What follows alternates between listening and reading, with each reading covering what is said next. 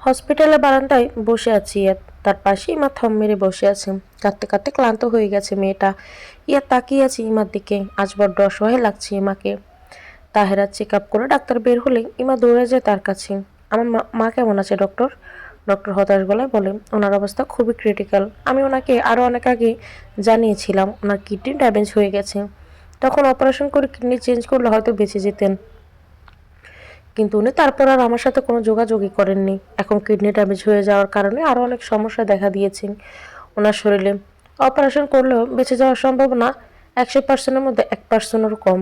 আমরা যত তাড়াতাড়ি সম্ভব অপারেশনের ব্যবস্থা করছি। ডক্টর চলে যেতেই ইমা থপ করে মাটিতে বসে পড়ে। ইয়ে দ্রুত এগিয়ে এসে ইমাকে ধরতেই ইমা উল্টো ঘুরে ইয়াদকে জড়িয়ে ধরে কান্না করতে থাকে। সব আমার জন্য হয়েছে। আমি যদি মাকে অবহেলা না করতাম তাহলে মা কখনো এমন করতো না। আমার জন্য নিজের যত্ন নেয়নি মা। ইয়াদ ইমার মাথায় হাত বুলিয়ে দিয়ে বলেন, কান্না করো না, সব ঠিক হয়ে যাবে। আমি অভিজ্ঞ ডক্টরদের আনার ব্যবস্থা করেছি, তারা এসে অপারেশন করলেন তোমার মা একদম ঠিক হয়ে যাবে। আর কিডনির ব্যবস্থাও হয়ে গেছে, তাই চিন্তা করো না, ঠিক হয়ে যাবে। ইমা ফ্লোরে বসে ইয়াদের বুকে মাথা রেখে ডুকরে কেঁদে উঠল। তারপর ভাঙা গলায় বলল, আমি একবার মায়ের সাথে দেখা করতে চাই, প্লিজ একবার মায়ের সাথে দেখা করার সুযোগ করে দিন। ইয়াদ বলল, কিন্তু ওনার তো এখন জ্ঞান নেই। ইমা আগের মতো বলল, আমি শুধু মাকে দেখব, একবার জড়িয়ে ধরবো। ইয়াদ ইমাকে ধরে উঠে পাশের চেয়ারে বসিয়ে দিল। তারপর বলল, তুমি এখানে বসো, আমি ডক্টরের সাথে কথা বলে ব্যবস্থা করছি। তাহের এতক্ষণ দূরে দাঁড়িয়ে চোখের পানি ফেলছিল।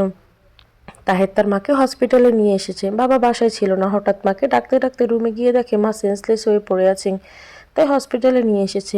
ইমা তাহেরকে ছোটবেলা থেকে দেখতে পারে না, তাই তাহের ইমার থেকে দূরেই থাকে। ইমার থেকে 4 বছরের ছোট তাহের। ইমার পাশে গিয়ে বসে বলে, আপু।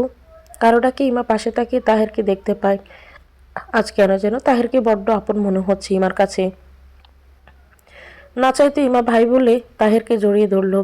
ধরা গলায় বলল, তুই থাকতে মা এমন কিভাবে করলো তাহের? তাহের কাঁদতে কাঁদতে বলল, মা আমাদের কিছুই বুঝতে দেয়নি আপু। মা তোমাকে খুব ভালোবাসে আপু, খুব ভালোবাসে।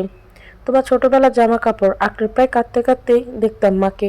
বিড়বিড় করে বলতো, আমাকে মাফ করে দে ইমা, আমাকে মাফ করে দে। ইমা এসব শুনে আরো ডুকরে কেঁদে উঠল।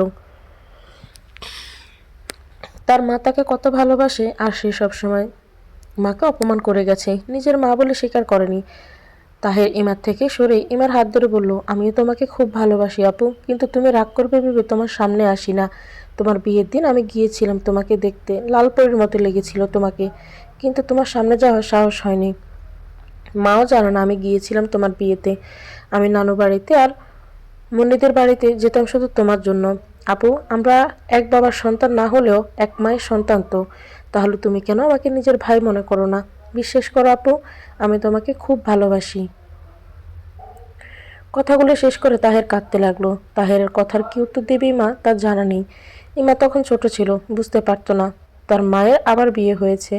বিয়ের 1 বছরের মাথায় তাহেরের জন্ম হয়। ইমার বয়স তখন কেবল 4 বছর। ছোট্ট ইমা মনে করতো তাহেরের জন্যই তার মা তাকে ভালোবাসে না, সুযোগ পেলে মারতো তাহেরকে। তাই বাধ্য হয়ে ইমাকে ইমার নানার বাড়ি রাখে তাহেরা। কিন্তু বড় হয়ে যখন ইমা বুঝতে শেখে তাহেরের বাবা তার বাবা নয়, সে আর ও বাড়িতে পা রাখেনি কখনো। ইমার আর তাহেরের কান্নার মাঝে ইয়াদ এসে উপস্থিত হয়। ইমার তাহেরের মাঝে ইয়াদ নিজেকে আর ঈশানকে দেখতে পাচ্ছে। এদের সম্পর্কটা এক ধরনের হলেও মাঝে পার্থক্য আছে অনেক। ইয়াদ দীর্ঘশ্বাস ছেড়ে ইমার পাশে এসে দাঁড়ালো। তাতে ইমা চোখ তুলে তাকালো ইয়াদের দিকে।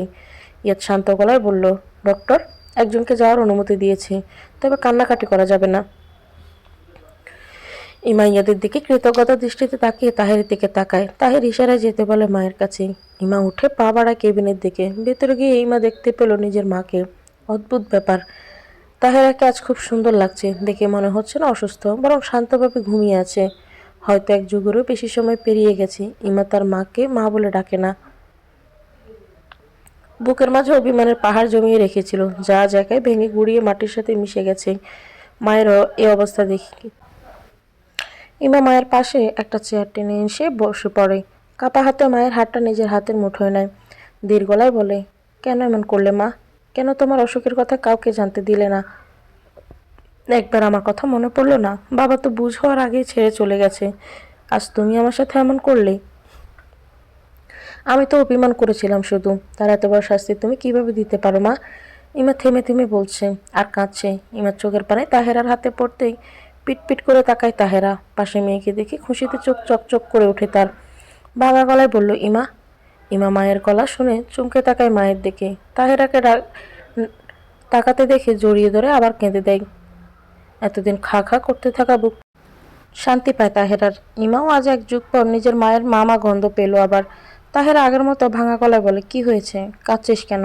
ইমা অভিযোগের স্বরে বলে, তোমার অসুখের কথা কেন কাউকে বলনি মা? তাহেরা জোর করে হেসে বলে, তোর বাবাকে এখনো আগের মতোই ভালোবাসিস রে মা। তার কাছে যাওয়ার সুযোগ পেয়ে হারাতে চাইনি। তহিদুর অনেক ভালো মানুষ, তবে আমি তাকে কখনো মন থেকে মেনে নিতে পারিনি, ভুলতে পারিনি তোর বাবাকে। তাই তার থেকে দূরে দূরে থেকেছি। তিনি তোকেও অনেক ভালোবাসে, বারবার তোকে নিতে পাঠিয়েছে, কিন্তু তুই তো আমাকে দেখলেই মুখ ফিরিয়ে নিতি। তাই কখনো বলা সাহস হতো না আমার সাথে ও বাড়িটায় যেতে। যেবার তহিদুর নিজেই তোকে আনতে গেল, তুই অপমান করে তাড়িয়ে দিয়েছিলি। সেদিন খুব কষ্ট পেয়েছিল। পারলে একবার মাফ চেয়ে নিস তার কাছে। ইমা শব্দ করে কেঁদে উঠে বলল, আমাকে মাফ করে দাও মা। এভাবে আমাকে এতিম করে যেও না তুমি। ইমা শব্দ করে কেঁদে ওঠায় নার্স এগিয়ে এসে জোর করে ইমাকে বাইরে বের করে দিল। ইমা বাইরে এসে দেখে তহিদুর রহমান দেয়ালে ঘেঁষে ফ্লোরে বসে আছে। আরমান, কথা আর মনিও এসেছে। মনিকে দেখতেই ইমার চোখে রক্ত উঠে গেল। এই মহিলার জন্য ইমা তার মায়ের থেকে দূরে সরে গেছে। বুঝতে শেখার পর থেকে মায়ের নামে বিষ ঢেলেছে ইমার কানে। সেসব শুনে পাহাড় সমান অভিমান জমেছিল ইমার মনে। তাই আজ তার মায়ের এমন দশা। ইমা সাহেরা বেগমের দিকে তেড়ে গিয়ে বললেন, আপনি কেন এসেছেন এখানে? শান্তি হয়েছে আমার মাকে এই অবস্থায় দেখে? আর শুধু আপনার জন্য। আমার মায়ের এমন অবস্থা, আপনি আমার মাকে মৃত্যুর দিকে ঠেলে দিয়েছেন। আরমান রেগে বলল, ইমা, এটা কোন ধরনের অসভ্যতামি? তুই মায়ের সাথে এভাবে কথা বলছিস? ইমা রেগে দ্বিগুণ তেজে বলল, একদম চুপ মিস্টার আরমান মাহমুদ। ভাববেন না আপনার রাগ দেখে আমি ভয়ে গুটিয়ে যাব। এখন আমি আপনার বা আপনার বাবার টাকায় খাইও না, পড়িও না। তাই আমার সাথে গলা নামিয়ে কথা বলুন। ইমা এক হাতে চোখের পানি মুছছে আর এসব বলছে। তার দিকে অবাক হয়ে তাকিয়ে আছে সবাই। আর সবচেয়ে অবাক হয়ে আছে আরমান। যে মেয়ে তার দিকে চোখ তুলে তাকানোর সাহস পেত না, সে মেয়ে আজ তার সাথে এভাবে কথা বলছে। ব্যাপারটা হজম হচ্ছে না আরমানের।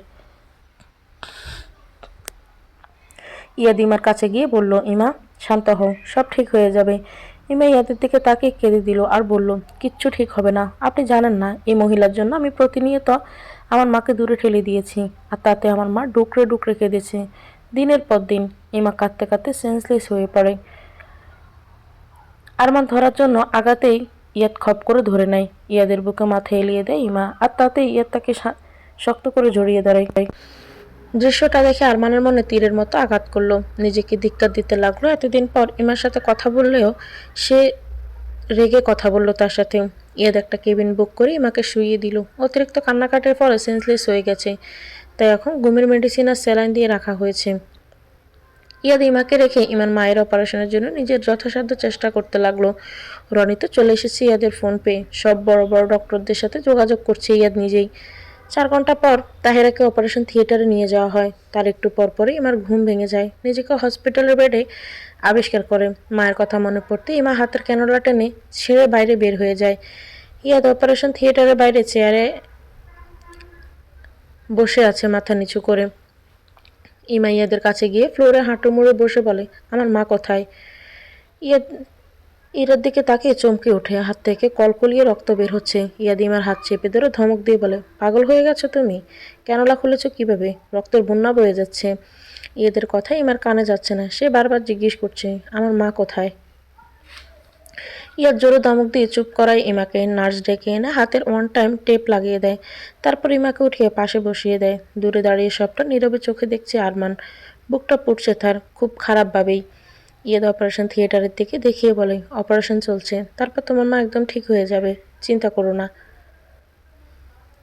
ইমার চোখ খুশিতে চকচক করে উঠল। আমার মা সত্যি ঠিক হয়ে যাবে? ইয়াদ ইশারায় হ্যাঁ বোঝালে ইমা আবার বলে, মা একবার ঠিক হয়ে গেলে আর কখনো রাগ করবো না, কখনোই না। সবসময় মায়ের খেয়াল রাখবো, বাবাকে মিস করতেই দিব না। তাই মা আমাকে রেখে বাবার কাছে যেতে চাইবে না। ইমার দিকে মুগ্ধ হয়ে তাকিয়ে আছে ইয়াদ। ইমাকে এখন একটা 5 বছরের বাচ্চার মতো লাগছে। দূর থেকে তহিদুরও তাকিয়ে আছে ইমার দিকে। ইমা তাহেরকে কখনো আলাদা চোখে দেখেননি তহিদুর রহমান। বলতে গেলে সবসময় ইমাকে বেশি ভালোবেসেছে। তাহেরাকে বিয়ের আগে দেখেছিল তহিদুর, ভালো লেগে যায় তাকে, তাই বিয়ের প্রস্তাব দেয় তাহেরার বাড়িতে। তহিদুর সরকারি চাকরি করেন, তাই তাহেরার বাবা মানা করার সুযোগ পায়নি। কিন্তু বিয়ের আগে তাহেরা পালিয়ে গেল ইমরুলের সাথে। অনেক বেশি কষ্ট পেয়েছিল তহিদুর, তাই আর বিয়েও করেনি। তার কয় বছর পর তাহেরার সাথে আবার দেখা হয়, তবে তাহেরার কোলে ছিল ছোট্ট পরে ইমা। ইমরুলের মৃত্যুর কথা শুনে অনেক খারাপ লেগেছিল তহিদুরের। সবচেয়ে খারাপ লেগেছিল ইমার দিকে তাকালে। বাবা কী জিনিস বোঝার আগে মেয়েটা বাবা হারালো। মূলত ইমার কথা চিন্তা করে তাহেরাকে বিয়ে করতে চায় তহিদুর। আর তাছাড়া তাহেরাকেও সে আগে থেকেই ভালোবাসত। সবাই রাজি হলেও তাহেরা রাজি হয় না বিয়েতে। এভাবে কেটে যায় 1 বছর। তারপর কি হয়েছিল তহিদুর জানে না। হঠাৎ করে তাহেরা রাজি হয়ে যায় বিয়েতে। বিয়েটা হয়ে যায়, কিন্তু তাহেরা কিছুতেই মেনে নিতে পারে না তহিদুরকে। তহিদুর ভেবেছিল একটা বাচ্চা হলে সব ঠিক হয়ে যাবে। তাহেরের জন্মের পর তাহেরকে মেনে নিলেও তহিদুরকে মানতে পারে না তাহেরা। মাঝে ইমাকে দূরে পাঠাতে হয়। অনেক চেষ্টা করে তহিদুর তাহেরার মনে জায়গা করতে পারেনি, তাই একসময় হাল ছেড়ে দেয় তহিদুর। কারণ সম্পর্কটা ভালোবাসার না হলেও সে কখনো তিক্ততার সম্পর্ক বানাতে চায়নি। তাহেরাকে নিজের মতো থাকতে দিয়েছে, কিন্তু তার প্রাপ্য হিসেবে তাহেরা তাকে চিরদিনের মতো ছেড়ে যেতে চাইবে ভাবতে পারেনি তহিদুর। আজ বড্ড আফসোস হচ্ছে, কেন তাহেরাকে নিজের মতো করে চলতে দিয়েছিল। আর সে না হতে পেরেছে তাহেরার স্বামী, আর না হতে পেরেছে ইমার বাবা। তাহেরার সাথে সম্পর্কটা তিক্ততার হতে না দিলেও ইমার সাথে তার সম্পর্কটা যে তিক্ততায় ডুবে গেছে সেটা বুঝতে বড্ড দেরি করে ফেলেছিল তহিদুর। তাহেরকে তাহেরের বয়স 5 বছর হতেই তহিদুর তাহেরাকে বলেছিল, মেয়েটার কতদিন অন্যের বাড়ি থাকবে। আমার এত বড় বাড়ি থাকতে তুমি ইমাকে বাড়ি নিয়ে এসো। মেয়েটাও এখন বড় হচ্ছে, অন্যের বাড়িতে থাকা ভালো দেখায় না। তাহেরা কি বলবে ভেবে পায় না, কারণ সে অনেকবার গিয়েছে ইমাকে আনতে, কিন্তু ছোট্ট ইমা তাকে এইভাবে বলতে পারে কল্পনা করেনি তাহেরা। তাই রাগ করে বলল, আমি যেতে পারবো না, আপনার মেয়েকে আনার দরকার হলে নিজে যান। সত্যি গিয়েছিল সে ইমাকে আনতে, কিন্তু ইমা তাকে যা বলেছিল তাতে সে চোখের পানি আটকে রাখতে পারেনি। আর কখনো যায়নি ইমার সামনে সে। তহিদুর অতীতে বিচরণ করছিল। পাশেই বসে আছে তাহের। তাহের চমকে উঠে বলল, আব্বু, ডক্টর বের হয়েছে। তাহেরের কথায় সবাই তাকালো অপারেশন থিয়েটারের দিকে। মুখ কালো করে বের হয়ে এসেছে ডক্টর। ডক্টরের মলিন মুখ দেখে কলিজা কেঁপে উঠল ইমা, তাহেরা, তহিদুরের। আগরবাতির গন্ধ মমো করছে সারা বাড়ি। উঠানে গিজ গিজ করছে গ্রামের মানুষ। বিকেল করেই সন্ধ্যার আয়োজন চলছে প্রকৃতিতে। পাখিরা নিড়ে ফেরার উদ্দেশ্যে ছুটে চলেছে।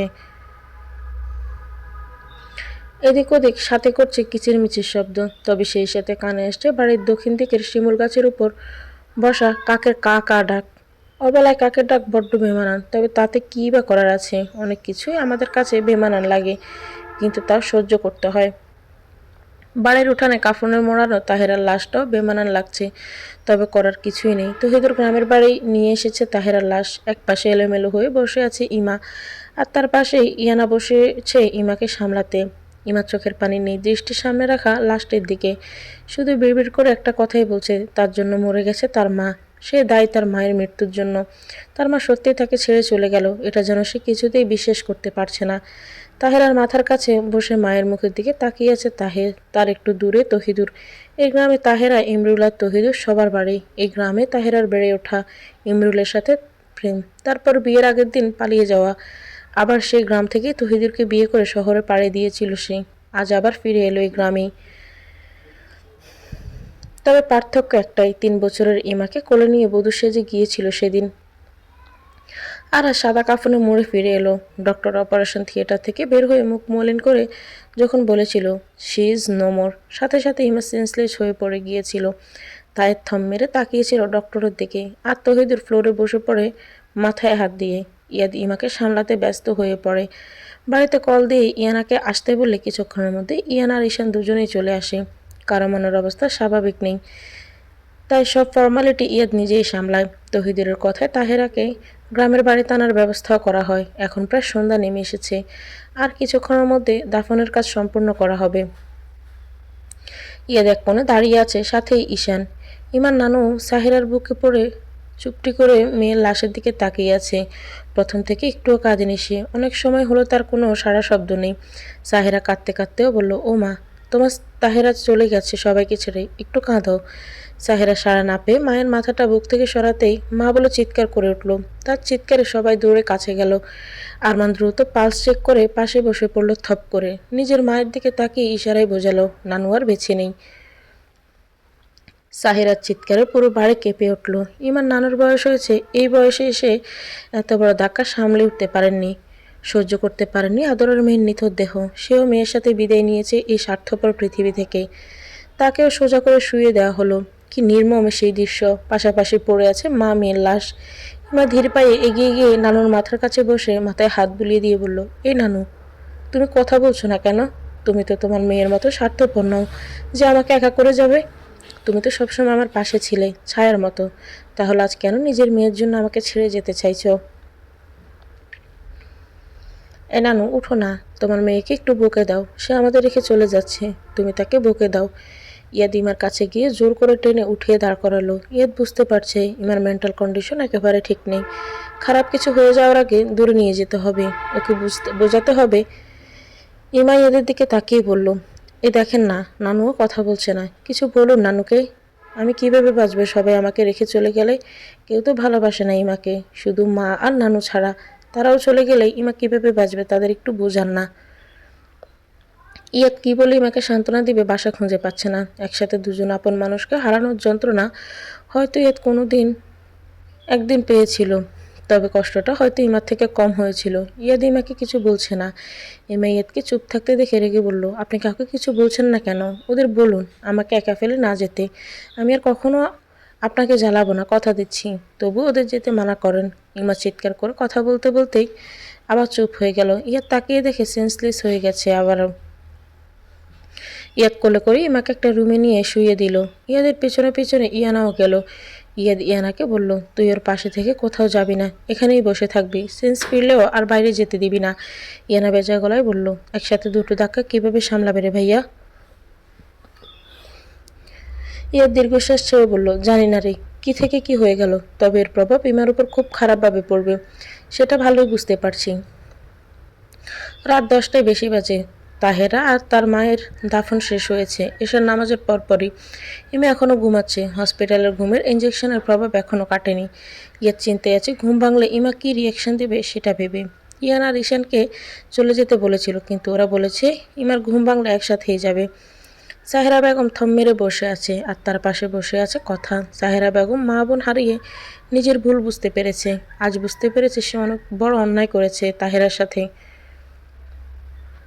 সাহেরা তাহেরার 5 বছরের বড় ছিল। বেশিরভাগ দেখা যায় ছোট বোনের জন্য বড় বোন স্যাক্রিফাইস করে, কিন্তু তাদের ক্ষেত্রে সাহেরা ছিল অতিরিক্ত জেদি। সবসময় তাহেরাকে হিংসা করত সে। সাহেরা ছিল বাবার চোখের মণি, আর তাহেরা মায়ের। তবে সাহেরা সেটা নিয়েও হিংসা করত। তার মা বাবা দুজনের কাছেই বেশি ভালোবাসা চাই তার। ছোটবেলা থেকে তাহেরা জিনিস কেড়ে নেওয়াই ছিল তার স্বভাব। কোনো কারণে নিতে না পারলে নষ্ট করে দিত, যাতে সেটা তাহেরাও না পায়। সময়ের সাথে সাথে বড় হলেও মনের পরিবর্তন হয়নি সাহেরার। ইমরুলকে না পেয়েও হিংসায় জ্বলে উঠেছিল তাহেরার প্রতি। তাই সে ইমরুলের মৃত্যুর পর বাবাকে বোঝায় তাহেরার বিয়ে দেওয়া উচিত। তার বুদ্ধিতে তাহেরার বাবা তাকে নানানভাবে চাপ দেয় বিয়ে করার জন্য। শেষ পর্যন্ত ইমাকে সরিয়ে ফেলার হুমকি দেয়। তাহেরা বাধ্য হয় বিয়ে করতে।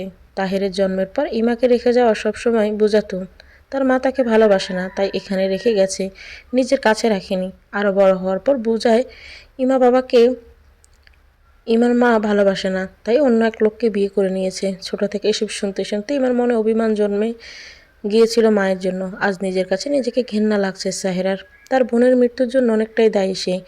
ইমা ছিল ইমরুলের শেষ স্মৃতি তাহেরার কাছে। ভালোবাসার মানুষের শেষ স্মৃতি ভালো রাখতে না পেরে প্রতিনিয়ত অপরাধবোধে ভুগেছে তাহেরা। মেয়ের থেকে দূরত্বে তার জীবনের মায়া কমিয়ে দিয়েছে। তাই এত বড় অসুখ নিজের মধ্যে চেপে রেখেছিল, কাউকে বুঝতে দেয়নি কখনো।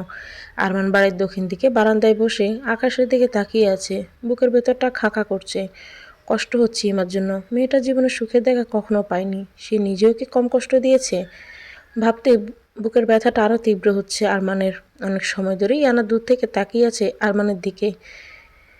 শেষ পর্যন্ত এগিয়ে গেল। স্যার, কারো ডাকে আরমানের চিন্তায় অবসান ঘটে। ঘুরে তাকায় ইয়ানার দিকে। ইয়ানাকে দেখে বলে, কিছু বলবে? ইয়ানা নির্লিপ্ত কণ্ঠে বলল, ভালোবাসেনি মা ভাবিকে? ইয়ানার কথা শুনে আরমান বিস্ফোরিত চোখে তাকায়। আরমানের ভেতরটা টিপ টিপ করছে। তার জন্য যদি ইমার সংসারে আবার অশান্তি হয় তাহলে নিজেকে ক্ষমা করতে পারবে না কখনোই। আসলে আজ সারাদিন আরমানের দৃষ্টি ছিল ইমার দিকেই। আরমানের মুখ দেখে মনে হতো ইমার কষ্ট সে উপলব্ধি করতে পারছে। ইয়ানা সবটা সময় সেটা খেয়াল করেছে। আরমান নিজেকে স্বাভাবিক করে গম্ভীর গলায় বলল, কী সব বাজে কথা বলছো? এই পরিস্থিতিতে তোমার এসব কথা মাথায় এলো কিভাবে? ইয়ানা ইয়াদের পাশে বসে বলল, তিক্ত হলেও কথাটি সত্যি, সেটা আমি জানি স্যার।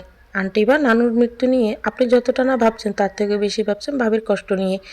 ইয়ানার কথার উত্তর আরমান আর কিছু বলল না, কারণ কথাটা সত্যি। মৃত্যু সবসময় কষ্টের, তবে সেটা যদি আপন কারো হয় তাহলে কষ্টের তীব্রতা বেড়ে দাঁড়ায় কয়েক গুণ বেশি। আরমান সাথে মনিবা নানুর কখনোই খুব বেশি বন্ডিং ছিল না, প্রয়োজন ছাড়া তেমন কথাও হতো না। তাই তাদের মৃত্যু থেকে আরমানের বেশি কষ্ট হচ্ছে ইমার কষ্ট দেখে। ইমার কান্না আরমানের বুকে রক্তক্ষরণ করছে। আজ আরমান নিজেকে ধিক্কার দিচ্ছে। নিজেই নিজেকে প্রশ্ন করছে কোথায় ছিল তার এত কষ্ট, যখন সে নিজেই ইমাকে কষ্ট দিত। কিছু হারিয়ে গেলে তার মায়া কাটাতে শিখতে হয়, কিন্তু সেখানে আরমানের সাথে হচ্ছে উল্টো। ইমা হারিয়ে যাওয়ার পর তার প্রতি মায়া দিন দিন বেড়েই চলেছে আরমানের, যার লাভ কিছু না হলেও হয়তো ক্ষতি হবে অনেক। ইমা যদি আরমানের মনের কথা কোনোদিন জানতে পারে তাহলে হয়তো দমফাটা তাচ্ছিল্যের হাসি ফেটে পড়বে। আরমান তো চাইতেই ইমার কষ্ট ডুবে থাকা জীবনে এক ফসলা সুখের বৃষ্টি হতে পারত। তা না করে কষ্টটাকে আরও বাড়িয়ে দিয়েছে সে। ইয়ানা চুপচাপ বসে রইল আরমানের পাশে, কেউই কিছু বলছে না। ইয়াদ ইমার পাশে বসে আছে। কখন ইমার ঘুম ভাঙবে সে আশায়। হঠাৎ রনিতের কল এলে নেটওয়ার্কের প্রবলেমের কথা বলতে পারে না, তাই বাইরে বের হয়ে আসে। মাথায় কারো আলতো হাতের স্পর্শ পেয়ে ইমা চোখ মেরে তাকায়। পিটপিট করে তাকিয়ে দেখতে পায় তহিদুরকে। ইমা দরফড়িয়ে উঠে বসতে গিয়েও পারল না। তহিদুর ভাঙা গলায় বলল, থাক মা, তোকে উঠতে হবে না। ইমা বলল, আপনি? তহিদুর মায়াভরা দৃষ্টিতে তাকিয়ে আছে ইমার দিকে। ছোট্ট মেয়েটা কত বড় হয়ে গেছে। ইমার তাকে সেদিন অপমান করে ফিরিয়ে দেওয়ার পর তহিদুর আর কখনো ইমার সামনেই যায়নি। তহিদুর মায়াভরা কণ্ঠে বলল, তোর মা আমাকে কখনো মেনে নেয়নি রে, তাই এমন ফাঁকে দিয়ে চলে গেল। আমি কি এতটাই খারাপ? তুইও একবার বাবা ডাকতে পারবি না? বিশ্বাস কর মা, দ্বিতীয়বার তোর মাকে বিয়ের প্রস্তাব দিয়েছিলাম তোর মতো একটা মিষ্টি মেয়ের বাবা হতে পারবো বলেই। ছোটবেলায় তুই আমার আঙুল ধরে হাঁটতি আর মিষ্টি করে বাবা ডাকতি। বিশ্বাস কর মা, সে ডাক আজও আমার কানে বাজে। ইমা টলমল চোখে তাকিয়ে আছে তহিদের দিকে। এত ভালোবাসা পায়ে ঠেলে সে কীভাবে বেছে নিয়েছিল তিক্ততার এই সম্পর্ক? এই মানুষটা একবার তার মুখে বাবা ডাক শোনার জন্য কত ছটফট করেছে, আর সে মুখ ফিরিয়ে নিয়েছে বারংবার। সবসময় রক্তের সম্পর্ক কি সব হয়? মনের সম্পর্ক কি কিছুই না? ইমার মন আজ তীব্রভাবে চাইছে সামনে বসা মানুষটাকে একবার বাবা বলে ডাকতে। মাকে হারিয়ে মায়ের কদর বুঝেছে সে। এবার ওনাকে ফিরিয়ে দিলে হয়তো একদিন আবার আফসোস করতে হবে। আজকের মতো হঠাৎই ইমার মায়ের কথা মনে পড়ে গেল। এক মুহূর্তের জন্য ভুলে গিয়েছিল মা আর নানুর কথা। ইমা পাগলের মতো কান্না করে বলল, আমার মা কোথায়? আমার নানু কোথায়? ইমার কান্নার শব্দে ইয়াদও বারান্দা থেকে রুমে চলে এলো। রুমে এসে দেখতে পেল তহিদুরকে। ইয়াদ ব্যস্ত হয়ে বলল, কি হয়েছে? ইমা এমন করছে কেন? ইমা শক্ত করে ইয়াদের হাত আঁকড়ে ধরে বলল, আমার মা কোথায় ইয়াদ? ইয়াদ নরম গলায় বলল, ইমা শান্ত হও, এমন পাগলামি করলে তুমি অসুস্থ হয়ে যাবে।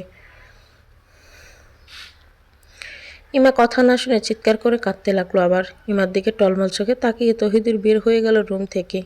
ইমাকে শক্ত করে জড়িয়ে ধরল ইয়াদ। তবুও ইমা থামছে না। এভাবে চলতে থাকলে ইমা অসুস্থ হয়ে যাবে। ইয়াদ কি করবে বুঝতে পারছে না। ইয়াদ জোরে ধমক দিয়ে বলল, চুপ করবে তুমি? ইয়াদের ধমকে ইমা কেঁপে উঠে চুপ হয়ে যায়। ইমাকে চুপ করতে দেখে ইয়াদ আবার বলে, চলো বাসায় যাবে। ইমা নিজেকে ইয়াদের থেকে ছাড়ানোর চেষ্টা করে ভেঙে ভেঙে বলে, আমি আপনার সাথে কোথাও যাব না। ইয়াদ উত্তেজিত হয়ে বলল, মানে? ইমা ডান হাতের উল্টো পিঠ দিয়ে চোখের পানি মুছে বলল, মা এখানে আছে, মাকে রেখে আমি কোথাও যাব না, আপনি চলে যান। ইয়াদ বুঝিয়ে বলল, আবার আসবে মায়ের কাছে, এখন অনেক রাত হয়ে গেছে, আমাদের ঢাকা পৌঁছাতে হবে। ইমাকে অনেক বুঝিয়ে ইয়াদ সাথে নিয়ে গেল। ইয়াদ, ইমা, ইয়ানা আর ঈশান ঢাকার উদ্দেশ্যে রওনা হয়ে গেল। বাকি সবাই আগামীকাল যাবে। গতকাল রাত থেকে বৃষ্টি হচ্ছে অবিরাম। প্রকৃতি সবুজ হয়ে উঠেছে চারিদিকে। বৃষ্টির পর প্রকৃতি হয়ে ওঠে সৌন্দর্যের অপার লীলাভূমি। আজ 15 দিন হলো ইমার মা নানুর মৃত্যুর। বাড়ি ফেরার পর এক ফোঁটা চোখের পানিও ফেলেনি সে। একদম চুপ হয়ে গেছে।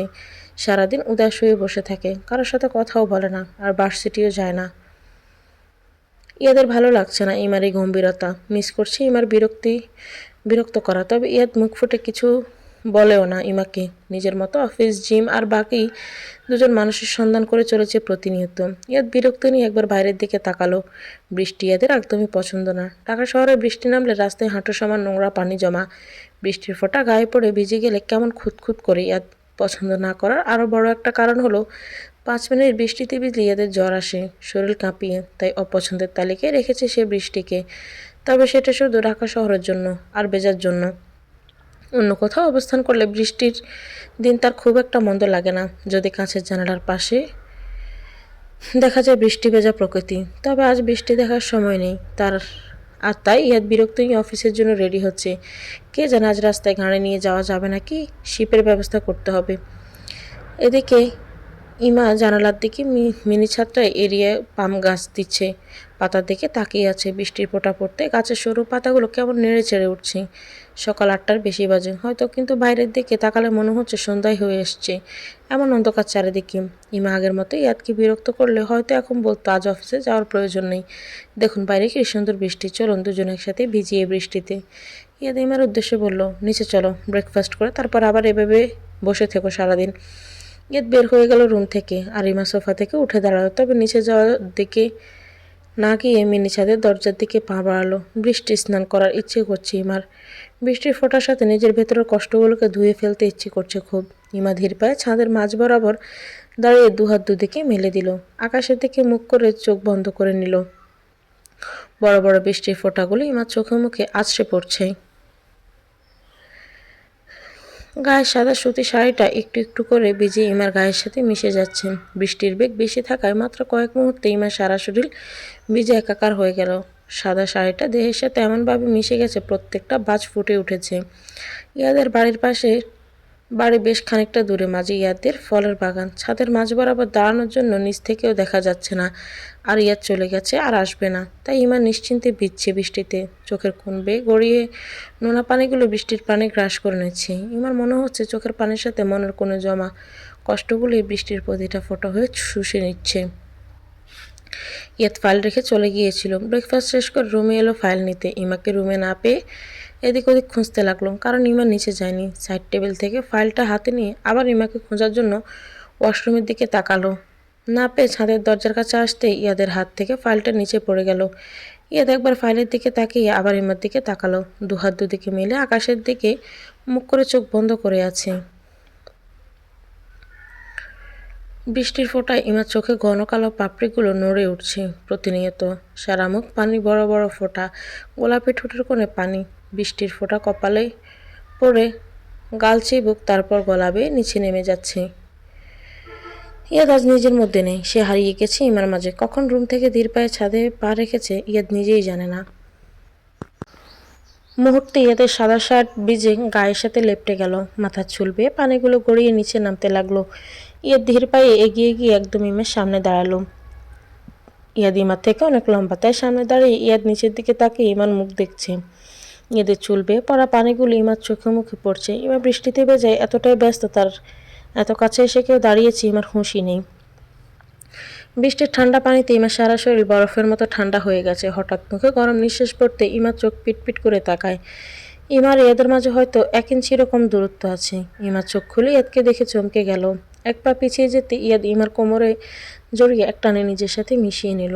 ভেজা গায়ে ইয়াদের ভেজা হাতের স্পর্শ যেন ইমার গায়ের প্রতিটা লোমকূপে পৌঁছে গেল। একে অপরের মাঝে আর সুতো পরিমাণ জায়গাও ফাঁকা নেই। এবার ইমা মুগ্ধ হয়ে তাকিয়ে আছে ইয়াদের ভেজা মুখের দিকে। ইমার চোখ দুটো মিটমিট করছে, কারণ একটু পরপরই ইয়াদের চুল বেয়ে পানিগুলো ইমার চোখে মুখে গড়িয়ে পড়ছে। এভাবে কতটা সময় পার হয়ে গেল কারো জানা নেই। একে অপরের দিকে তাকিয়ে বৃষ্টি বিলাস করছে, হারিয়ে গেছে অন্য এক জগতে। বৃষ্টির বেগ যেন আরও কয়েক গুণ বেড়ে গেল। চারপাশটা আরও ঘন কালো অন্ধকারে তলিয়ে গেল। ইমার শীত লাগতে শুরু করেছে। ভেজা গোলাপি ঠোঁট দুটো মৃদু কাঁপছে। ইয়াদের দৃষ্টি আটকে গেছে সে ভেজা ঠোঁটেই। নিজের অজান্তে ইয়াদ একটু একটু করে আগাতে লাগলো ইমার ঠোঁটের দিকে। ইয়াদের দুহাত ইমার কোমরে, আর ইমা নিজের দুহাত ইয়াদের কাঁধের শার্ট খামচে ধরে আছে। বিকট শব্দে বজ্রপাত হলে দুজনেরই হুঁশ ফিরে। ইয়াদ তৎক্ষণাৎ ইমাকে ছেড়ে দেয়। ইমা ছিটকে দূরে সরে যায়। ইমা কোনো দিকে না তাকিয়ে দৌড়ে রুমে চলে যায়। ইয়াদ পাশের চেয়ারে বসে পড়ে। কাছের টেবিলটাতে টপ টপ বৃষ্টির ফোঁটা পড়ছে। সেগুলো দেখতে লাগলো। কি হয়েছিল তার? এসব কি করছিল? এটা কি কেবলই আকর্ষণ ছিল নাকি অন্য কিছু? ইয়াদ কিছু ভাবতে পারছে না। এখনো চোখে লেগে আছে ইমার ভেজা মুখটা, যা খুব করে টানছিল ইয়াদকে। গলার বিন্দু বিন্দু পানিগুলো শুষে নিতে ইচ্ছে করছিল। ইয়াদ দুহাতে নিজের ভেজা চুলগুলো পেছনের দিকে দিল। তবে কি সেটাই ঠিক যেটা ইয়াদের মন বলছে? কিন্তু ইয়াদ তো তার মনের কথা মানতে নারাজ। ইয়াদ চেয়ারে হেলান দিয়ে আকাশের দিকে মুখ করে চোখ বন্ধ করে নিল। উপভোগ করতে লাগলো বৃষ্টির প্রতিটা ফোঁটা। খুঁতখুঁতে লাগা বৃষ্টির স্বাদটা আজ ইয়াদের কাছে অন্যরকম লাগছে। এক নামনা যেন অনুভূতি নাড়া দিচ্ছে মনে। ইমা ওয়াশরুমে গিয়ে শাওয়ারের নিচে দাঁড়িয়ে জোরে জোরে শ্বাস নিতে লাগলো। ইয়াদকে এত কাছে দেখে ইমার হার্টবিট ফাস্ট হয়ে গিয়েছিল। যখন কাছে টেনে নিল তখন মনে হয়েছিল হার্টবিট থেমে গিয়েছিল। আর যখন ঠোঁটের দিকে ইমার ভাবতে পারল না, দুহাতে মুখ ঢেকে নিল লজ্জায়। তখন হঠাৎ এমন পরিস্থিতি তৈরি হয়েছিল বলেই ইমা লজ্জা পেতেও ভুলে গিয়েছিল। এখন ইমার মনে হচ্ছে ইয়াদের সামনে গেলেও লজ্জায় মরে যাবে সে। ইমার শীত বাড়তে লাগলো, তাই তাড়াতাড়ি শাওয়ার শেষ করে ড্রেস চেঞ্জ করতে গিয়ে দেখে সে কোনো কাপড়ই আনেনি। এখন বাইরে যাবে কি করে সেটা ভেবে ইমার মাথায় হাত। ওয়াশরুমের দরজা একটু ফাঁক করে দেখে ইয়াদ রুমে আসেনি এখনো। ভেজা কাপড় দৌড়ে কাবারের সামনে চলে গেল। একটা ধূসর রঙের শাড়ি নিয়ে ঘুরতে ইয়াদকে দেখতে পেল রুমে আসছে। দুজনে চোখাচোখি হয়ে গেলে ইমা চোখ নামিয়ে দ্রুত ওয়াশরুমে চলে যায় আর ইয়াদ রুমে ড্রেস চেঞ্জ করে নেয়। এর প্রথম হয়তো ইয়াদের অফিসের জন্য লেট হলো। দ্রুত রেডি হয়ে বের হয়ে গেল রুম থেকে। ইমা শাড়ি পরে ওয়াশরুমে দাঁড়িয়ে আছে। ইয়াদের সামনে পড়তে হবে ভেবে লজ্জা লাগছে, বের হতে ইচ্ছে করছে না। হঠাৎ মনে হলো ইয়াদ ভেজা কাপড়ে আছে, তাই তাড়াতাড়ি বের হয়ে গেল ওয়াশরুম থেকে। কিন্তু ইয়াদকে দেখতে পেল না রুমে। কাপড় রাখার জুড়িতে ইয়াদের ভেজা কাপড় দেখে বুঝতে পারলো ইয়াদ চেঞ্জ করে চলে গেছে অফিসে। এক মুহূর্তেই জন্য ইমার উদাসীনতা কেটে চঞ্চলতা ভর করছিল। আবার একা হয়ে যেতে উদাসীনতা তাকে গ্রাস করতে লাগলো। আসবে ম্যাম? সার্ভেন্টের ডাকে ইমা দরজার দিকে তাকায়। দরজা খোলা, তাই বাইরে সার্ভেন্টকে খাবার হাতে দাঁড়িয়ে থাকতে দেখে ভেতরে আসতে বলল। সার্ভেন্ট ভেতরে এসে সাইড টেবিলে খাবার ট্রে রেখে বলল, ম্যাম আপনার খাবার। ইমা অবাক হয়ে বলল, আমি তো খাবার রুমে দিতে বলিনি। সার্ভেন্ট ফ্লোরের দৃষ্টি রেখে বলল, স্যার যাওয়ার সময় আপনার খাবার রুমে দিয়ে যেতে বলেছে। ইমা বেশ অবাক হলো আজ ইয়াদের আচরণে। বিয়ের অনেকগুলো দিন পেরিয়ে গেছে, ইয়াদ এখনো কোনোদিন ইমাকে জিজ্ঞেসও করেনি সে খেয়েছে কিনা, বা কখনো বলেনি খেয়ে নাও। আজ ব্রেকফাস্ট করতে যাওয়ার সময়ও সাথে যেতে বলল, আর এখন আবার নিজেই পাঠিয়ে দিয়েছে। অবশ্যই ইমার মা চলে যাওয়ার পর এই 15 দিন ইয়ানা সবসময় ইমার খেয়াল রেখেছে। হয়তো ইয়াদের কথাতেই করেছে সব। ইমা ভেবে দেখলো ইয়ানা ভার্সিটি চলে গেছে, তাই হয়তো বাধ্য হয়ে ইয়াদ নিজেই বলে গেছে। ইমা মুচকি হেসে বলল, ঠিক আছে তুমি যাও, আমি খেয়ে নিচ্ছি। সার্ভেন্ট ওকে ম্যাম বলে চলে গেল। ইয়াদের এই আড়ালে থেকে খেয়াল রাখার কথা চিন্তা করে ইমা মুচকি হাসলো। বিড়বিড় করে বলল, আপনি উপরে নিজেকে যেমন দেখান আসলে আপনি তেমন নন। আপনার কঠিন আবরণের আড়ালে একটা নরম মনের মানুষ আছে, যেটা আপনি সবসময় লুকিয়ে রাখতে চান। তবে মিস্টার আবরার হামিদ ইয়াদ ধরা পড়ে গেছেন নিজের মিসেসের কাছে। ইমা মুচকি হেসে খাবার খেতে লাগলো। এদিকে ইয়াদের অফিসে আসতে অনুমানের থেকেও বেশি লেট হয়ে গেল। মাথা ভারী হয়ে আসছে ইয়াদের। একের পর এক হাঁচি দিয়ে যাচ্ছে। বৃষ্টিতে ভেজার ফল ভোগ করতে হবে হয়তো। ক্লাসের সামনে করিডোরে দাঁড়িয়ে আছে ইয়ানা। বাইরের বৃষ্টি দেখছে। আজ বৃষ্টির জন্য অনেকেই আসেনি, তবে ইয়ানার ক্লাস মিস করা একদমই পছন্দ নয়, তাই সে চলে এসেছে। আজ ইয়ানার একমাত্র ফ্রেন্ড রিকু, সেও আসেনি। ইয়ানার এখন মনে হচ্ছে সে এসে ভুল করেছে। হাতে গোনা কিছু ছেলে মেয়ে এসেছে, সবাই নিজেদের মধ্যে আড্ডা দিচ্ছে। আর স্যাররাও ক্লাস নিচ্ছে না খুব একটা। দুই এক ক্লাসে গুটি কয়েক স্টুডেন্টের সাথে স্যার দেখা যাচ্ছে, তবে পড়াচ্ছে না কি গল্প করছে বোঝা যায়। ইয়ানা বিরক্ত হয়ে ভাবলো বাসায় চলে যাবে, সেখানে অন্তত নিজের ভাবির সাথে গল্প করতে পারবে।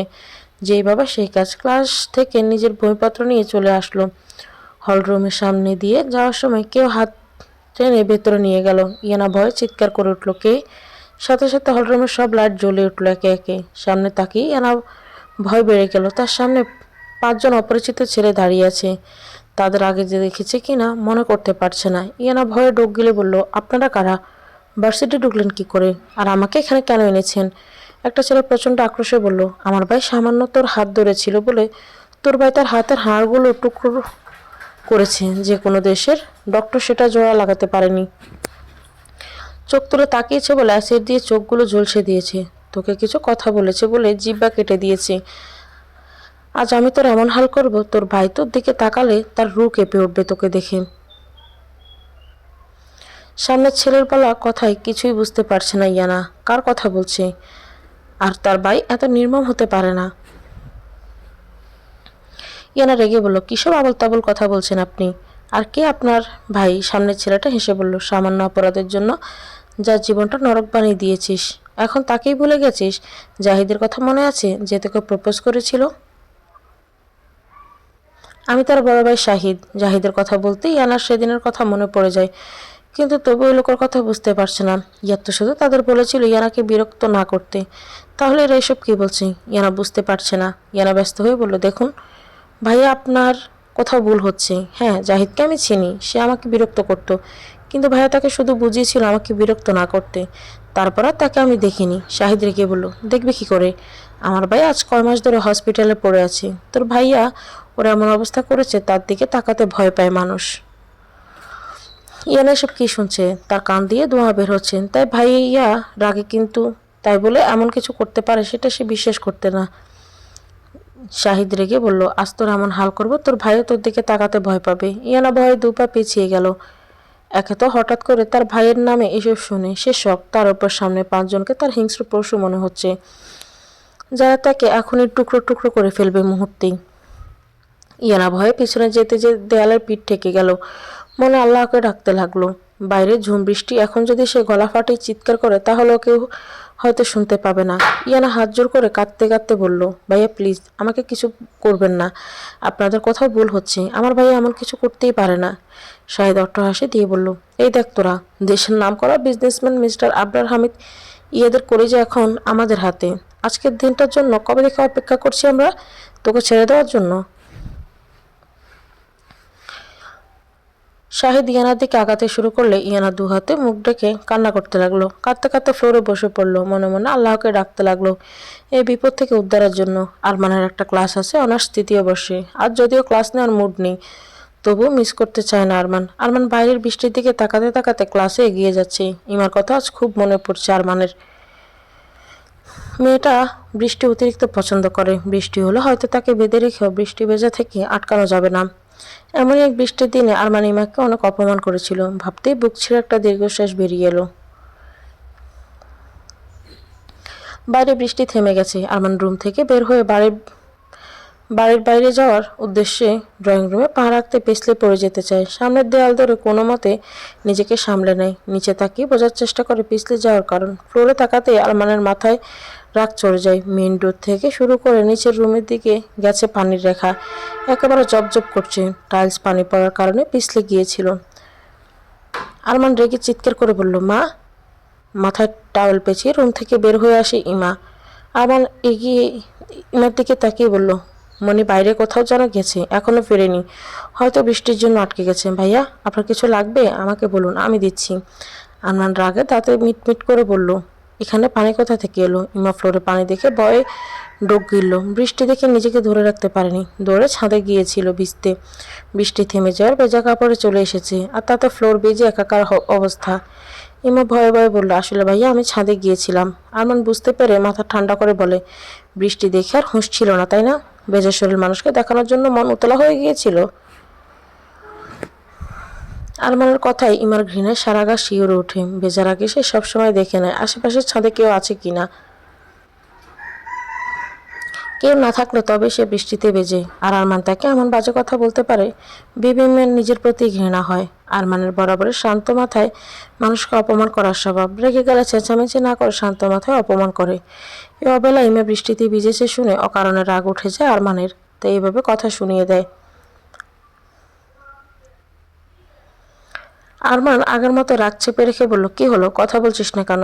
নাকি ভেবেছিলে বৃষ্টিতে ভিজে অসুস্থ হলে বাড়ির কাজ করতে হবে না?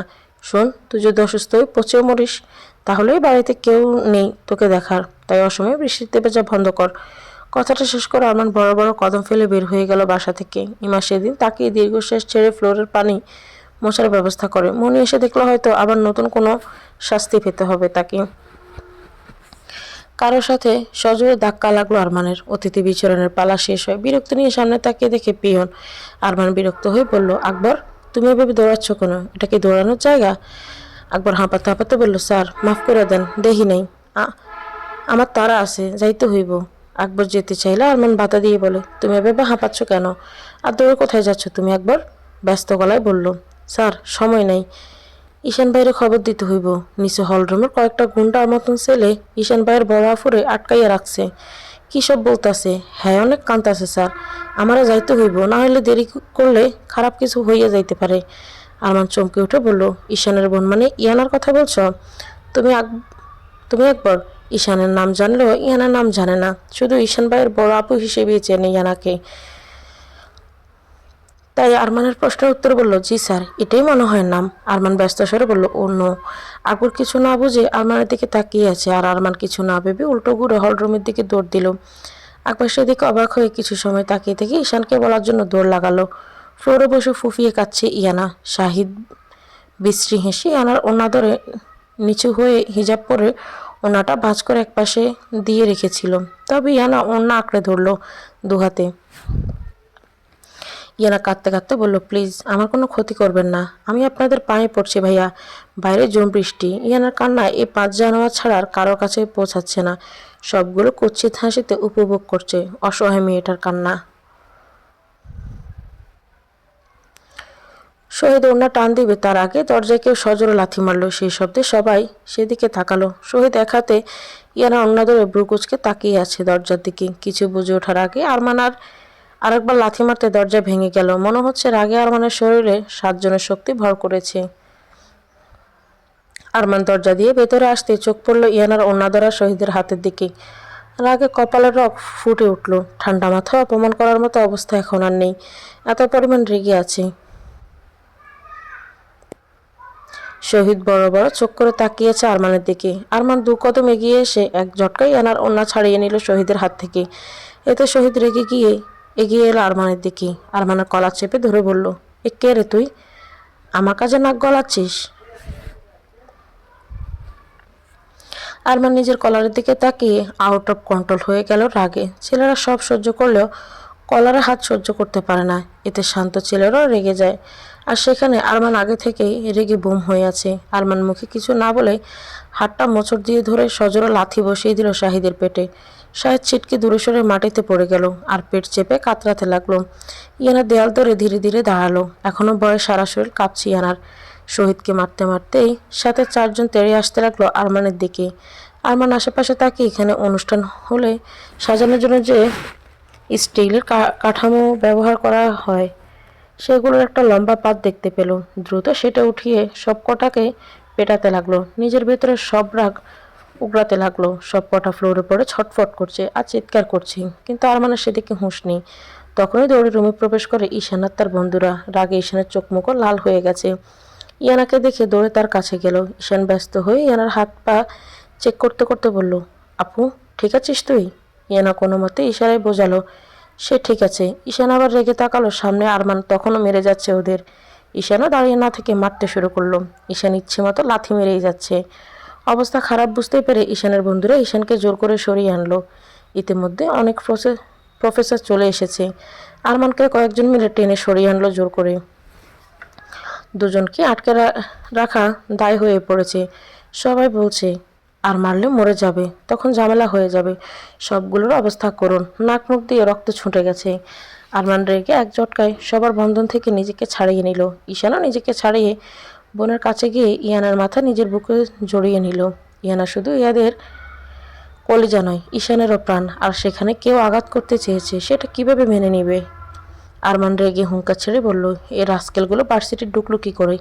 এটা কি কোনো ক্লাব যে রাস্তার কুকুরও ঢুকে পড়বে?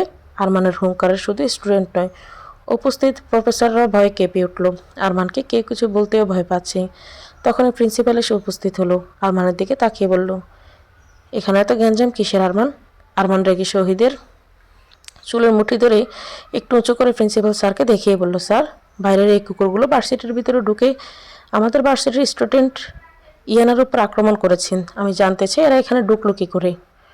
প্রত্যেকটা গেটে সিকিউরিটি গার্ড আছে, তারা কি করে সারাদিন? আজ আমি ঠিক সময়ে না আসলে ইয়ানার সাথে কি হতে যাচ্ছিল বুঝতে পারছেন?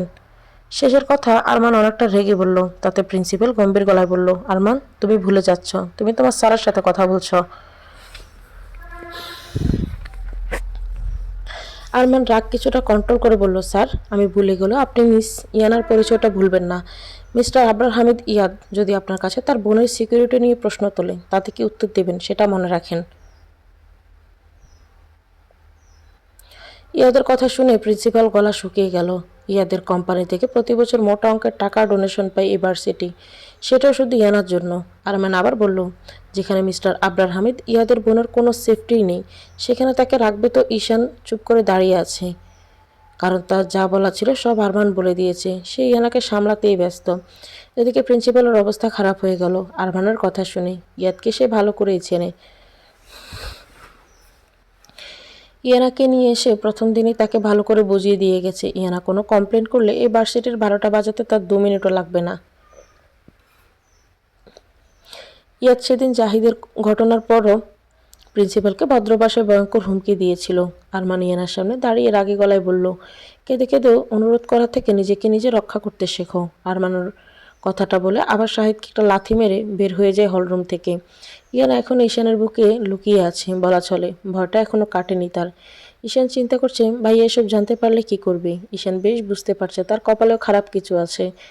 ঈশান ভার্সিটিতে থাকা সত্ত্বেও ইয়ানা এমন পরিস্থিতিতে কিভাবে পড়ে সেটাই উত্তর চাইবে। প্রিন্সিপাল সবাইকে যার যার ক্লাসে যেতে বলে আর ঈশানের দিকে এগিয়ে এসে বলে, তোমার ভাইয়াকে এসব জানানোর প্রয়োজন নেই, আমি এদের কঠিন শাস্তির ব্যবস্থা করছি, আর যাদের সাহায্যে ভার্সিটি ঢুকেছে তাদেরও কঠিন শাস্তি দেব আমি। ঈশান কঠিন গলায় বলল, আমি না বললেও ভাইয়ের কাছে পৌঁছাতে খুব বেশি সময় লাগবে না এইসব ঘটনা। ঈশান ইয়ানাকে নিয়ে বের হয়ে আসে। আজ আর ক্লাস করা হবে না। ইয়ানা গাড়িতে উঠে বলল, ভাইয়াকে কিছু বলার প্রয়োজন নেই। ঈশান অবাক হয়ে বলল, কিন্তু আপু ভাইয়া পরে জানতে পারলে আমার খবর করবে। ইয়ানা বলল, কিছু হবে না। ঈশানের কথা বাড়ালো না, গাড়ি স্টার্ট দিল বাসায় যাওয়ার জন্য। ঈশান মনে মনে কিছু ঠিক করে নিল।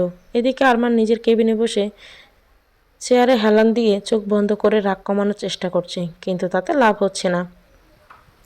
বারবার শাহিদের হাতে ইয়ানার ওড়না চোখের সামনে ভাসছে সেই দৃশ্য।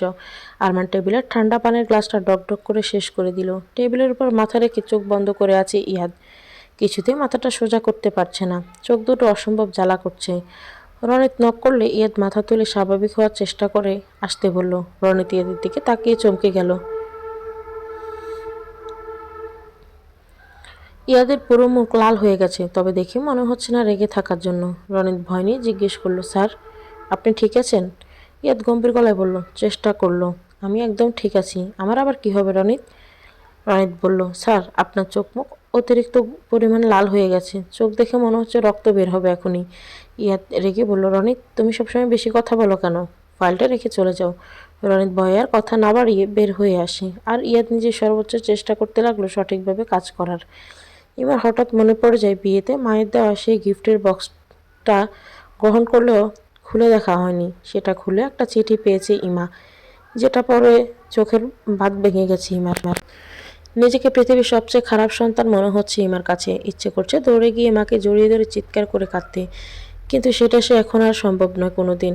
একবার যদি অভিমান বলে তখন গিফটটা দেখতো, হয়তো মাকে জড়িয়ে কাঁদার ইচ্ছেটা পূরণ করতে পারত ইমা। ইমা রঙিন কাগজে মোড়ানো বক্সটা একটু একটু করে খুলল। প্রথমেই নিজের ছোটবেলার পছন্দের কিছু খেলনা আর জামা কাপড় পেল। সেগুলো দেখে মুচকি হাসল, তবে চোখের কোণে পানিয়ে জমা হলো। সেগুলো আলতো করে ছুঁয়ে ভেতরে আরও একটা বক্স পেল। সেটা খুলতে একটা খাম পেল। এটা দেখে ইমার বেশ কৌতূহল হলো। অনেকটা কৌতূহল নিয়ে খামটা খুলল 2 পৃষ্ঠার একটা চিঠি। কিন্তু প্রথম লাইন পড়ে কৌতূহলের বদলে এক ঝাঁক কষ্ট ইমার মনকে ঘিরে ধরল। আমার কলেজের টুকরো ইমা, আজ আমার ছোট্ট ইমা পরীকে বধূ সাজে দেখে চোখ জুড়িয়ে গেছে রে মা। আজ আমার শেষ স্বপ্নটাও পূরণ হলো। ইমা বুঝতে পারলো তার মা তার বিয়ের দিন লিখেছে এই চিঠিটা। সেটা চিন্তা করে আবার পড়তে শুরু করলো। যখন তুই চিঠিটা পড়ছিস হয়তো তোর কপালের মাঝে বিরক্ত ফুটে উঠেছে, কিন্তু যখন শেষ করবি তখন হয়তো চোখের কোণে পানি জমে যাবে। আজ তোকে একটা মায়ের গল্প বলবো, একটা অসহায় মায়ের গল্প। তোর বাবাকে তোর নানা ভাই মেনে নেয়নি বলে তার সাথে পালিয়ে গিয়েছিলাম। তোর দাদা দাদি অনেক আগেই মারা গিয়েছিলেন, তাই তোর বাবা অনেক কষ্টে নিজের পড়াশোনা শেষ করেছে। আমি যখন তোর বাবার হাত ধরে বাড়ি থেকে পালিয়ে যাই তখন তার কোনো চাকরিও ছিল না।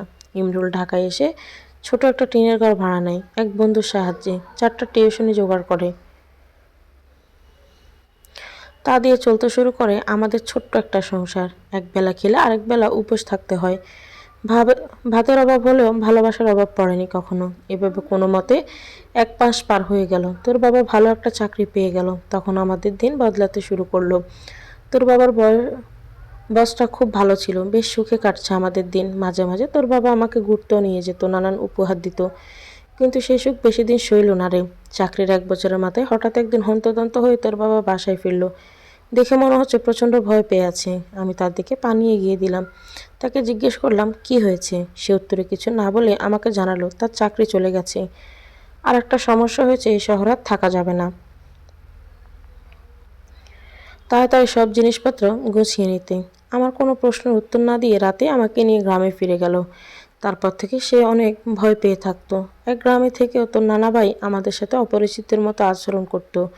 গ্রামে ফিরে আসার পর আবার সংসারের অভাব দেখা দিল। গ্রামের স্কুলের শিক্ষক হিসেবে চাকরি হলো তার। তবে যে বেতন হয় তাতে সংসার চালানো কষ্ট। এদিকে বিয়ের 3 বছর পার হয়ে গেল। আমার বাচ্চা হয় না, সেই নিয়ে গ্রামের মানুষ নানান কথা বলতে লাগলো। রাত হলে আমি ডুকরে কেঁদে উঠতাম। তোর বাবা আমাকে সান্ত্বনা দিত। মানুষটা সবসময় ছায়ার মতো আমার পাশে থাকতো। এদিকে তেমন টাকাও নেই ডাক্তারের কাছে নিয়ে যাবে। হঠাৎ একদিন জানতে পারতাম আমার ভেতর আরও একটা প্রাণ বেড়ে উঠছে। সেই অনুভূতি হয়তো তুইও একদিন অনুভব করতে পারবি।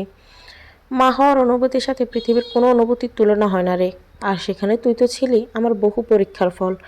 যেখানে সারা রাত চোখের পানি ফেলতাম, সেখানে তখন সারা রাত জেগে তোকে নিয়ে স্বপ্ন সাজাতাম। মেয়েরা প্রথম মা হলে চায় তাদের যেন ছেলে হয়, কিন্তু আমি চাইতাম আমার যেন একটা মিষ্টি মেয়ে হয়, যাকে সবসময় আমি পুতুলের মতো সাজিয়ে রাখবো। তোর বাবা আমার অনেক খেয়াল রাখতো, কোনো কাজ করতে দিত না, নিজেই সব করতো একা একা। আল্লাহ আমার মনের আশা পূরণ করলো। একদিন নতুন ভোরের আলোর সাথে তোর আগমন হলো। সেদিন তোকে কোলে নিয়ে খুশিতে আমি আর তোর বাবা কাঁদতে কাঁদতে হেঁচকি তুলে ফেলেছিলাম। এতটুকু পড়ে ইমা থামলো। চোখ ঝাপসা হয়ে গেছে, কিন্তু পড়তে পারছে না। তার মায়ের এত ভালোবাসা সে এভাবে অপমান করেছে ভাবতে চিৎকার করে কাঁদতে ইচ্ছে করছে তার। চিঠির প্রতিটা শব্দ পড়ে ইমা যেন অনুভব করতে পারছে তার মায়ের অনুভূতিগুলো। ইমা দুহাতে চোখের পানিগুলো মুছে আবার পড়তে শুরু করলো। তুই যখন ছোট ছোট আঙুল দিয়ে আমার আঙুল আঁকড়ে ধরতি, খুশিতে আমার মন নেচে উঠত। তুই ছিলি তোর বাবার কলিজা। তোর জন্য কি করবে না করবে ভেবে পেত না সে। তোর জন্য আরও দুটো টিউশনে জোগাড় করলো, নতুন নতুন জামা, খেলনা, আরও কত কি কিনে আনতো। তোর কথা শুনেও তোর নানার রাগও একটুও কমেনি। তোর মুখের প্রথম মা ডাক আমার দুনিয়া পাল্টে দিয়েছিল। তোর জন্মের পর 2 বছর আমার কাছে আমার টানাপোড়েনের সংসারটাকেও একটা জান্নাতের টুকরো মনে হয়েছে। তবে কথাই আছে, সবার কপালে সুখ সয় না। তোর আর আমার কপালেও ছিল তেমনই। এক মুহূর্তে আমার জান্নাতের টুকরো সংসারটা মরুভূমিতে হয়ে গেল। তোর বাবা ঢাকা গিয়েছিল কোনো এক কাজে, কিন্তু সন্ধ্যায় তার লাশ ফিরে এলো উঠানে। আমি সেদিন কাঁদতে পারিনি, পাথর হয়ে গিয়েছিলাম। তোর বাবার হাতের আঙুল টেনে তুই কেঁদেছিলি চিৎকার করে। এক মুহূর্তে সব এলোমেলো হয়ে গেল। সেদিন তোর নানাভাই উপস্থিত হলো আমার বাড়িতে। উঠোনে তখনও তোর বাবার লাশ। দাফন শেষে সাথে নিয়ে গেল আমাকে। 2 দিন শুধু তোকে জড়িয়ে রুমের কোণে বসেছিলাম। তুই কাঁদতে কাঁদতে ঘুমিয়ে পড়তি, উঠে আবার কাঁদতি। আমি তাকিয়ে দেখতাম তোকে, ভাবতাম 2 বছরের মেয়েটা কীভাবে বুঝে বাবা হারানোর কষ্ট। ইমা পড়া বন্ধ করে চিঠিটা বুকে জড়িয়ে হাউমাউ করে কাঁদতে লাগলো। বাবা হারানোর কষ্ট তখন না বুঝে কাঁদলেও জীবনের প্রতিটা মুহূর্তে না কেঁদেও সেই কষ্ট ভোগ করছে ইমা। বেশ কিছু সময় কেঁদে মনটা একটু হালকা করে আবার পড়তে লাগলো তার মায়ের লেখা। চিঠিটার অনেক জায়গা দেখে মনে হচ্ছে পানি পড়ে শুকিয়ে গেছে, হয়তো মায়ের চোখের পানি। তোর বাবা মারা যাওয়ার প্রায় মাস পর রুম থেকে বের হলাম। রুমে বসে সারাদিন চোখের পানি ফেলতাম। কখনো মা জোর করে খাওয়াতে পারতো, আবার কখনো ব্যর্থ হতো। ওর মধ্যে তোর মনি একবার এসেছিল, তবে আমার সাথে দেখা করেনি। সেদিন বাইরের আলো গায়ে লাগালাম, 2 চোখ খুলে রাখতেও কষ্ট হচ্ছিল। এক চাচাতো বোন জোর করে নিয়ে গেল গ্রামের রাস্তায় হাঁটতে। দেখা হলো যার সাথে বিয়ে ঠিক হয়েছিল তার সাথে। সরকারি চাকরি করত। ছুটিতে গিয়েছিলেন, আমাকে দেখে থমকে গিয়েছিলেন তিনি, তবে আমি তার দিকে তাকাইনি। সে আমার কোলে থাকা তোর দিকে তাকে চোখের পানি ছেড়ে দিয়েছিল। পরে আমাকে সেটা জানায় সাথে থাকা আমার চাচাতো বোন। তার 2 দিন পর বাবার কাছে আবার বিয়ের প্রস্তাব নিয়ে আসে। 2 দিন সময় লেগেছিল তার নিজের বাবা মাকে রাজি করাতে। তাদের এত ভালো ছেলের সাথে কোনো এক বাচ্চার বিধবা মাকে মেনে নিবে না সে। সে নাকি তার বাবা মাকে বলেছিল রাজি না হলে সে কোনোদিন বিয়েই করবে না, তাই বাধ্য হয়ে রাজি হয়। কিন্তু আমি রাজি হতে পারিনি। ইমরুলের মৃত্যুর মাত্র 1 মাসের মাথায় বিয়ের কথা শুনে পাগলের মতো আচরণ করেছিলাম। বাবাও জোর করেনি আর। কিন্তু তার মাসখানেক পর বড় আপু আবার আসলো বাড়িতে। জানি না বাবাকে কি বুঝিয়েছিল, বাবা প্রায় উঠে পড়েই লাগলো বিয়ে দিতে। প্রতিটা দিন আমাকে যুদ্ধ করতে হতো বিয়ে না করার জন্য। আমি তো কার ইমরুলের স্মৃতি নিয়ে বাকি জীবন কাটিয়ে দিতে চেয়েছিলাম। 1 বছর পার হলো, তোর বয়স তখন 3 বছরে পড়েছে। অনেক কথা বলিস কিন্তু বুঝতে পারি হাতে গোনা কয়েকটা। সেদিন হঠাৎ বাবা আমার রুমে এসে তোকে কোলে নিয়ে বলে আমি যদি বিয়েতে রাজি না হই তাহলে তোকে এমন জায়গায় পাঠাবে যেখানে থেকে আমি তোকে কখনো খুঁজেই পাবো না। বয়সে দিন আমার মুখ নীল হয়ে গিয়েছিল। তুই ছিলি আমার প্রাণ। তোকে ছাড়া আমি নিঃশ্বাস নিতেও ভুলে যেতাম। তখন আর কিছু মাথায় আসেনি, শুধু মনে হয়েছে তোকে বাঁচাতে হবে বাবার হাত থেকে। ইমরুলের চলে যাওয়ার পর একমাত্র তুই ছাড়া আমার জীবন আর কিছুই নেই। তোর জন্য যেখানে নিজের জীবন দিতে পারবো সেখানে বিয়ে কথাটা খুব সহজে মনে হয়েছে তোর জীবনের কাছে। তোকে বাঁচাতে বয়স সেদিন রাজি হয়ে যাই বাবার কথায়। সারাটা রাত তোকে আঁকড়ে ধরে কেঁদে কেঁদেই পার করেছি। পরের দিন বিয়ে হয়ে যায় তহিদুরের সাথে। পাড়ি দিলাম আবার সেই ঢাকা শহরের সাথে তহিদুরের বাবা মা। যে শহরে প্রথম পা রেখেছিলাম তোর বাবার সাথে, যেখানে তোর বাবার হাতে হাত রেখে হেঁটেছি অনেক পথ। চিৎকার করে কাঁদতে ইচ্ছে করছিল, কিন্তু কেউ মনে হচ্ছিল গলা চেপে ধরে আছে। তহিদুর আমাকে ভালোবাসতো, কিন্তু আমি তাকে কোনোদিন মন থেকে মানতে পারিনি। তহিদুর আমাকে ভালোবাসলেও তার মা আমাকে দেখতে পারতো না। আমার থেকে বেশি তোকে সহ্য করতে পারতো না, আড়ালে মারতো তোকে। 1 বছরের মাথায় তাহেরের জন্ম হয়ে তহিদুরের ইচ্ছায় তাকে তুই সহ্য করতে পারতি না, মারতে, আর তাতে রেগে তোকে মারতো তহিদুরের মা। এসব আমি সহ্য করতে পারছিলাম না। তা মায়ের কাছে রেখে আসি তোকে। তহিদুর রাজি ছিল না তোকে মায়ের কাছে দিতে, কিন্তু আমি জোর করি, কারণ সে আসল সত্যিটা জানতো না। কেন তোকে মায়ের কাছে দিতে চাইছি। দিন মাস বছর পার হতে লাগলো। তুই বড় হতে লাগলি তোর নানুর কাছে, আর তাহের আমার কাছে। আমি মাঝে মাঝে যেতাম তোকে দেখতে, কিন্তু তুই যত বড় হচ্ছিলি তত পরিবর্তন হয়ে যাচ্ছিলি। একসময় গিয়ে বুঝতে পারলাম মেয়ের ভালো করতে গিয়ে আমি আমার মেয়েটাকে হারিয়ে ফেলেছি। খুব কেঁদেছিলাম সেদিন, যেদিন তুই আমাকে বলেছিলি আমি তোকে আর তোর বাবাকে ভালোবাসি না বলেই আরেক লোককে বিয়ে করেছি নিজের সুখের জন্য। আমি তোর মা হওয়ার যোগ্য না। ইমা সেদিনটার কথা মনে করে আবার চিৎকার করে কান্না করতে লাগলো। আর মা তার জন্য এত কিছু সহ্য করেছে, আর সে নিজের মাকে জানো তাই বলে অপমান করেছে। কিভাবে পেরেছিল এত ছোট বয়সে মাকে এত বাজে কথা বলতে। সব কিছুর জন্য দায়ী মনি নামক মানুষটা। মা হয়ে সে কিভাবে পারলো আরেক মায়ের থেকে তার সন্তানকে, না না শুধু সন্তান নয়, কলিজার টুকরোকে আলাদা করতে। কাঁদতে কাঁদতে ইমার চোখ মুখ ফুলে গেছে, তবু চিঠি শেষ করার জন্য আবার পড়তে লাগলো। আজ হয়তো তোর অযোগ্য মাকে মাফ করবি, জমিয়ে রাখা অভিমানগুলোকে মুছে ফেলবি। মায়ের কথা মনে পড়লে চলে আসিস। তুই অভিমান করে মুখ ফিরিয়ে নিলেও এই মায়ের মন তোর জন্য ভালোবাসা ছাড়া কিছুই নেই। আর তহিদুরের বাড়ির দরজা তোর জন্য চিরকাল খোলা থাকবে। মানুষটাকে তুই বা আমি মেনে না নিলেও আমরাই তার জীবনের অমূল্য রত্ন। সেদিন এই মানুষটা কেঁদেছিল তোর অপমানে। পারলে মাফ চেয়ে নিস একবার। বক্সে কিছু গহনা আছে, তোর বাবা আমাকে দিয়েছিল যখন ঢাকায় ভালো চাকরি করতো তখন। হাজার কষ্ট কখনো এই জিনিসগুলো দেখে হাত দিয়ে দিতে দেয়নি। আজ থেকে এসব কিছু তোর। মাকে মাফ করলে মায়ের কাছে চলে আসিস মন চাইলে। এতে তোর অভাগী অযোগ্য মা। ইমা ফ্লোরে বসে চিঠিটা বুকে আঁকড়ে চিৎকার করে কাঁদছে আর বলছে, একবার কেন বললে না মা, একবার কেন সব বললে না। আমি দিনের পর দিন তোমাকে কষ্ট দিয়ে গেছি, তুমি সহ্য করে গেছো। কেন করলে তুমি আমার জন্য এত সহ্য কেন করেছো। আমি কখনো বুঝতে চেষ্টা করিনি, সবসময় নিজের কষ্টটাকে বড় করে দেখেছি। আমার কষ্টগুলো আমি নিজের হাতে আমার জীবন টেনে এনেছি। তোমাদের সাথে ভালোবাসার সম্পর্ক ছিন্ন করে নিজের জন্য বেছে নিয়েছি তিক্ততার সম্পর্ক। সেদিন তোমার সাথে ফিরে গেলে হয়তো আমার জীবনটা অন্যরকম হতো। বাবা মা দুজনের ভালোবাসা পেয়ে জীবনটা তিক্ততার নয় মধুর হতো। তোমার কাছে একবার ক্ষমা চাওয়ার সুযোগ তুমি দিলে না মা। কেন একবার তোমার বুকে পড়ে চিৎকার করতে কেন কাঁদতে দিলে না। ইয়াদের বাসার প্রত্যেকটা রুম সাউন্ড প্রুফ, তাই ইমার এই আর্তনাদ আর চিৎকার বাইরে যাচ্ছে না। কাঁদতে কাঁদতে ইমার চোখগুলো বক্সের দিকে, তাতে একটা ছবির অ্যালবাম খুলে দেখতে লাগলো। তার বাবা মায়ের অনেক ছবি, কত সুন্দর লাগছে দুজনকে একসাথে। একেবারে পারফেক্ট কাপল ছিল, দেখেই বোঝা যাচ্ছে। ইমার মায়ের রং উজ্জ্বল শ্যামবর্ণ, আর বাবার নাকি ধবধবে সাদা ছিল। ছবিতে তেমন বোঝা যাচ্ছে না, তবে নানুর কাছে শুনেছি ইমার গায়ের রং আর মুখের আদল তার বাবার মতো হয়েছে। সবসময় বলতো তার নানু। ইমা নিজের বাবা মায়ের ছবির উপর আলতো করে হাত বোলাচ্ছে আর চোখের পানি ফেলছে। তার জীবন এত চোখের পানির কারণ হয়তো সে তার মায়ের চোখের পানি জড়িয়েছে বলেই।